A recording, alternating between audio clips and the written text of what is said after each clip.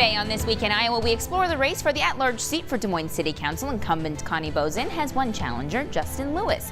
Why Boesen wants to keep her job and why Lewis says it's time for a change. That's all ahead this Sunday on This Week in Iowa. Good morning, everyone, and thank you so much for being with us. I'm Sabrina Ahmed. Today, we are exploring the race for the at-large seat on Des Moines City Council. Incumbent Connie Boesen has one challenger, Justyn Lewis. Let's begin with Connie Boesen. She was elected in 2017. Prior to this seat, she was on the Des Moines Public School Board of Directors for 14 years.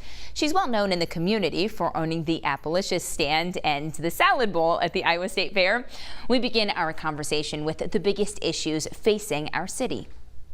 I think that when I first got on the council, we passed the sales tax, and that was to really speed up all the infrastructure repairs, and that will continue to happen, whether it be storm sewers, the separation of the sanitary sewers and storm sewers, the roads, and definitely more sidewalks, making the city more walkable. So that's one thing, is infrastructure. But then I think we've also need to look at how we can reimagine doing public safety and bringing different aspects to delivering services. And then I believe the other one is continue the reinvestment in our neighborhoods. We started a program called Invest ESM, and I think that has shown that there is a new strategy to how we go about doing neighborhood redevelopment, and we need to expand that and continue that. Now, the school district has struggled quite a bit in the last 3 years. They've seen continual decline. The pandemic only amplified that issue. Parents are sending their kids to schools outside of this district, to the suburb. How does the city of Des Moines deal with the continual move to the suburbs, oftentimes for access to education, or access to lower tax rates, or access to bigger bang for your buck for housing? Well, I think that's the ongoing thing. You know, we in Des Moines are finally feeling what maybe other cities have felt over the many years, you know, when you look at other major cities. And I think we just have to tell our story. I think people have to understand that our school district is a tremendous school district. We're a very diverse school district. Yes, there are issues of an urban school district that we face that maybe others don't. But I think we just have to tell our story that you can get a good education and you can find great housing in Des Moines.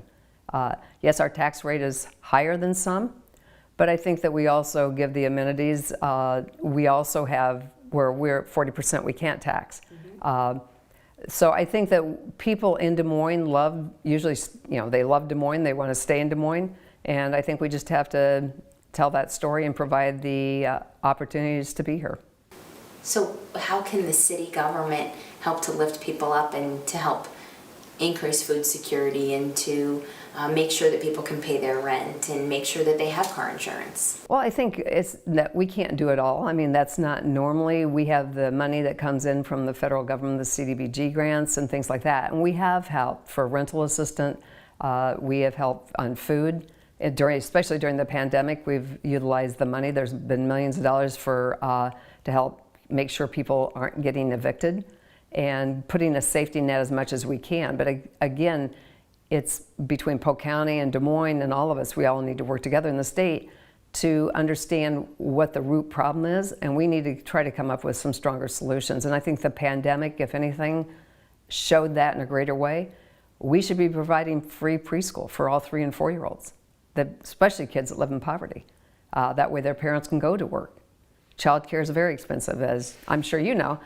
So I think that there's some basic things that we could do that would be much less expensive and would be more of preventative instead of always having to do interventions later. It's a better opportunity for parents to know their kids are in a safe place. It's a better opportunity for the kids to get a head start in education, and it's on down the road. So I think we need to look at some solutions that we can do. And in fact, we had a discussion of whether we don't front load. If kids are enrolled in preschool, then they get the funding, the school district gets it the next year. So do we front load to help them get into school? But the other thing with getting just into preschool is that wraparound kind of daycare experience. So it needs to be all day. But I have been advocating for that from the 14 years I was on the school board, plus still continuing in my capacity on city council, that we need to do more in that area. Oh, the woes of childcare. We have more with Connie Boesen in just a few minutes, but first we switch gears to talk to her challenger, Justyn Lewis. You're watching This Week in Iowa.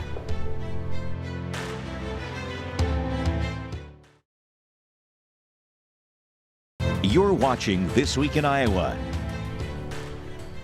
Welcome back, everyone. Now to Justyn Lewis. He's the president of the nonprofit Des Moines Selma. He's also a local business owner and now running to be the next Des Moines City Council at-large member. Meet Justyn Lewis. I lean on my experience with being an implicit bias trainer and knowing other people's lived experiences and centering those experiences. I think it's really important more than ever that our government is centering itself in everyone's lived experiences, bringing them to the table, listening to their concerns, and facilitating government from that point. So yeah, I think that's why I'm running for sure. It's always been a lifelong dream, and I know people talk about it as a cliche, but one of my high school teachers was like, Justyn, you are actually doing it. You're doing what you said you were going to do. Biggest issues facing the city? Biggest issue, water for sure. Oh, we're going to talk about water. That's the reason why we're all here. If we lose that resource, I'm afraid Des Moines will become obsolete and the surrounding suburbs. So yes, that for sure. And then just, really giving a city a vision and plan when it comes to housing and taxing and where we're putting businesses and what are we rezoning. And then I think really another thing is just showing up to these different cultural events. People want to feel like they have a voice again.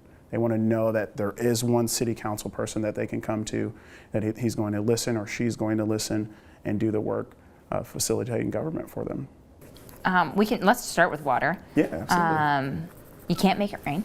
Yeah. What is the solution? I mean, water wells are they sustainable? So there's a cost. It's an additional cost that I don't think we need to do.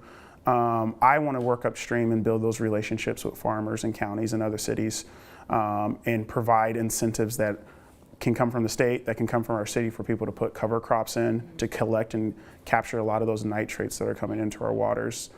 Yeah, I think that's the first approach. I'm willing to do that work.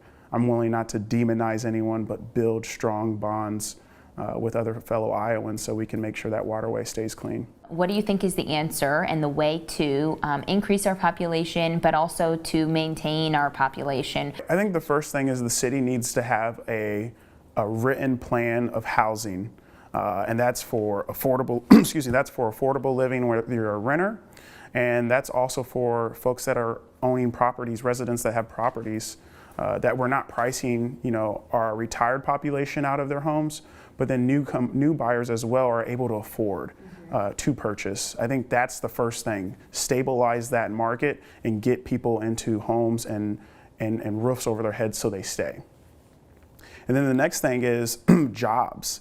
Are we paying people a livable wage so that they can make ends meet, and that they can continue to grasp onto that American dream that wakes us up every day? I think a livable wage. Well, right now we're having discussions on $15 being a livable wage, but then also we have to have the discussion about healthcare. High deductible plans aren't really feasible. It really is self-insurance. It cost us $10,000 to have our first daughter, and we had to make some serious adjustments. So. Yeah, I think those are some of the discussions that we need to start having. I don't feel like we're having those, but I'm really excited to be a voice to that, to be a voice of reason, a voice of common sense, and for the common man, but for all men too. We have more with Justyn Lewis here in just a few minutes as we dig deeper into the issues. We start with the incumbent on the issues next.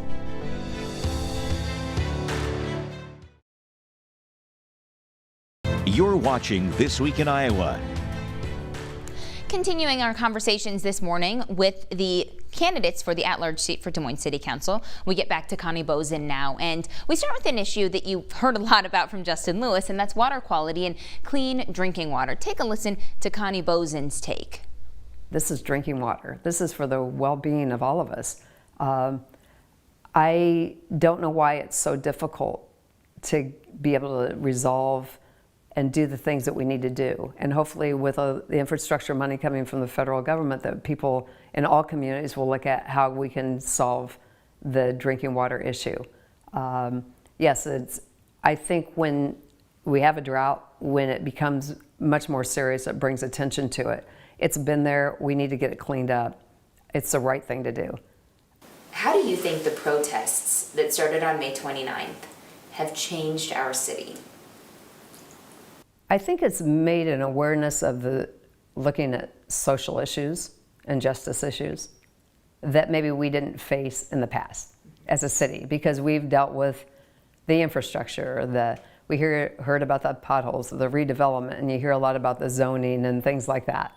I think this brought a social justice issue forward for us to really be serious and look at in a greater way. When you saw the protests head to Mayor County's front stoop, what was your reaction to that? I was there. I went to it. I think we have to listen to what people have to say, and I think we've heard them, and I think that what I heard was we need to do a better job. We had just passed a racial profiling ban, and when the CCI had their series of meetings, I was one of the council people that was asked to attend those. And you heard the stories, and you realize that we just need to do a better job, and we need to look at how we do public safety differently, how we make it more effective for our citizens, but also for our officers.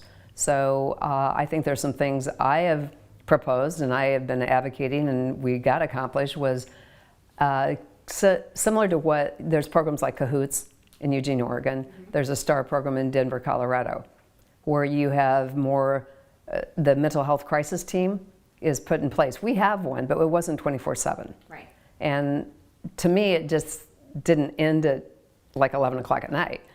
Issues for people. So we were able to, we have one officer that was in charge of it, and she's tremendous. And so we were able, I was able to talk with the chief and our city manager. We were able to add another officer, and hopefully we'll add another one. So we'll have 3 people really trained to the level that I say that Officer Garcia is. And then we actually have hired more mental health professionals for the crisis team. One of the things out of our sales tax was the Amos group had come forward and said they would be supportive if we would add an adolescent crisis team. And we have had the funding for the last 2 years, and as of July 1st, we have a team that has been hired to address adolescents. They're trained in adolescents' mental health issues. And then we will be expanding and adding more mental health professionals to the crisis team. So we will have a 24/7 crisis team.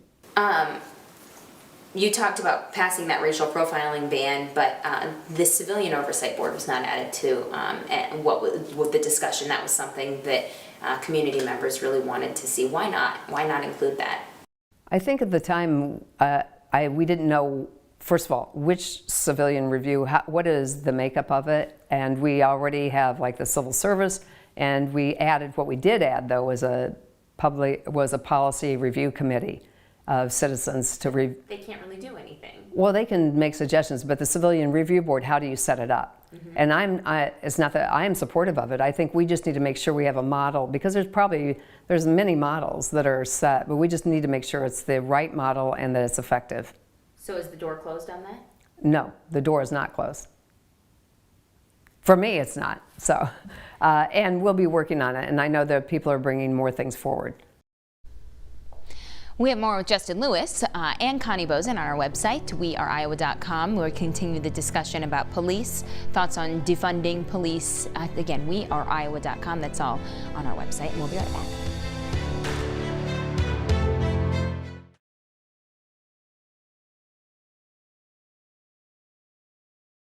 You're watching This Week in Iowa.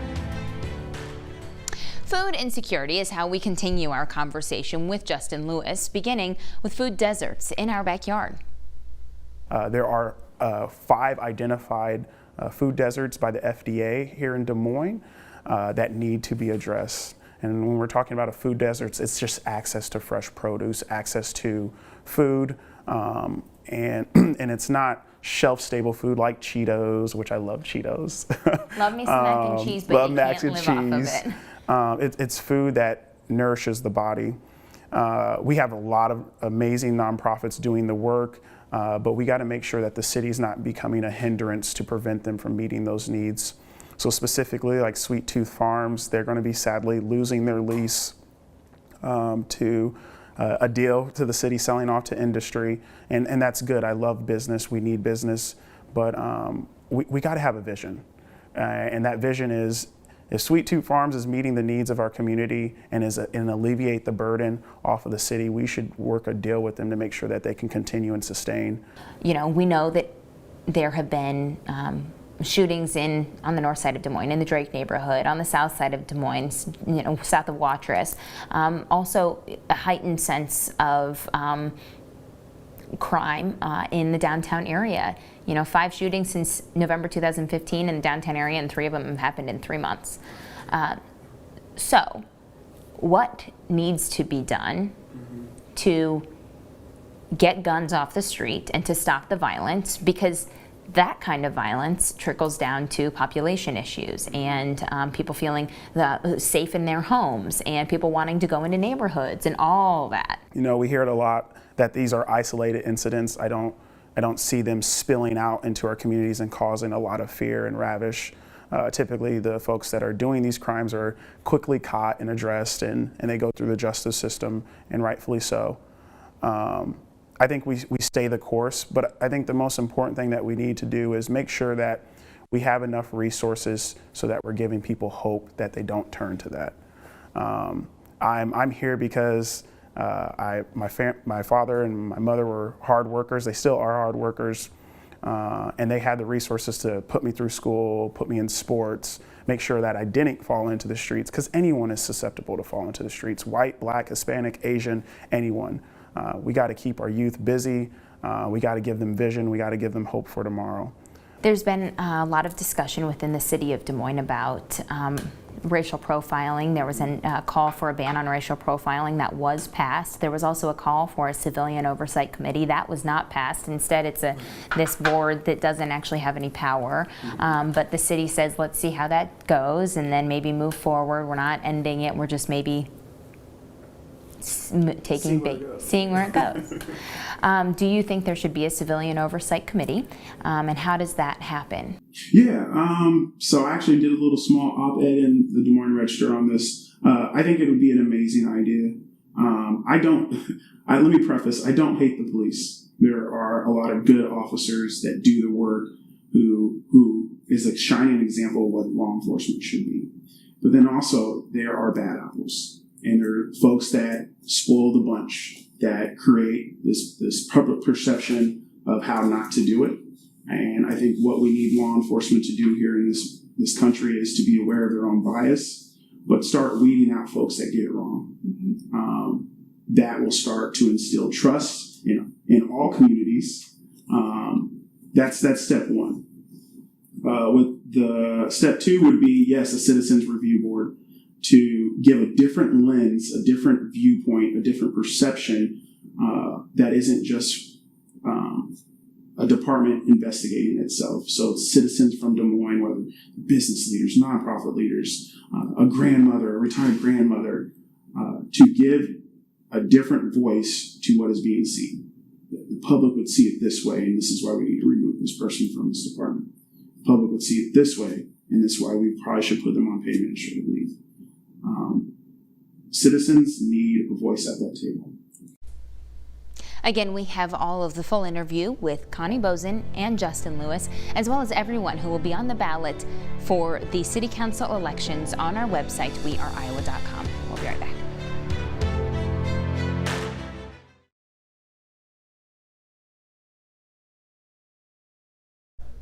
All right, let's recap the race for the at-large seat on Des Moines City Council. Incumbent Connie Boesen, on the right on your screen, has a challenger. There on your left is Justyn Lewis. Again, we have their full interviews on our website, weareiowa.com, where you can hear their perspective on so many more issues that we didn't have time to cover here in our show today.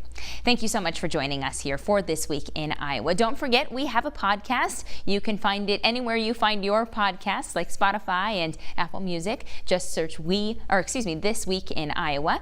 And next week, we have a project that is coming to the 6th Avenue corridor in Des Moines, an underserved area. We'll talk to the developer, a whiskey maker, and a rap artist who wants to make this area a place to call home. Again, that's going to be next week on This Week in Iowa. Thank you so much for being with us today. Have a great rest of your weekend.